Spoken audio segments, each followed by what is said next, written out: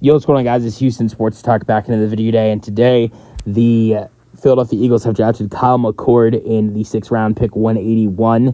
Kyle McCord, unbelievable last year at Syracuse, 391 for 592. Had one of the best completion percentages in college football, 66%. 4,779 passing yards, or total yards, which was one of the highest total yards for a quarterback this season.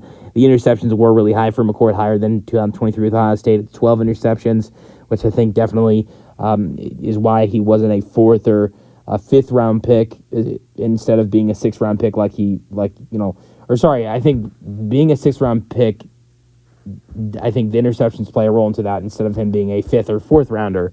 But he was good at Ohio State too in his junior year, 29 for 348, 3,170 yards in 12 games, 24 touchdowns, 6 interceptions for Ohio State. And so I think this is a solid draft pick for the Eagles. But I don't know how much of the chances of McCord making the roster for this Philadelphia Eagles team is, because here's the thing I look at. They've got Jalen Hurts at quarterback, obviously, but they traded for Dorian Thompson-Robinson. I don't know, if McCord plays well, maybe he can make the roster over him, but that's a guy they traded for to potentially be the backup.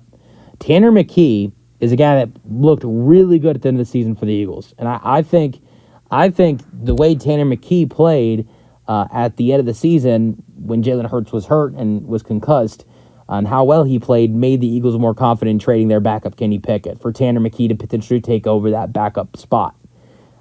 So coming in, I don't know if he makes the roster over Dorian Thompson-Robinson and Tanner McKee. He's not going to make the roster over Tanner. If he's going to make the roster over anybody, he's going to have to outperform Dorian Thompson-Robinson. That's the guy Kyle McCord needs to hunt down, and we'll see if he can do it to potentially win the quarterback 3 job in Philadelphia. If not, I see him probably getting released and signed back to the practice squad for this Philadelphia Eagles team. I think he's going to be with the Eagles regardless next year. I think if he doesn't play well enough to get that QB3 spot, he's going to probably get cut and re-signed as a practice squad quarterback. Let me know your thoughts on this signing in the draft pick in the comment section, and peace out.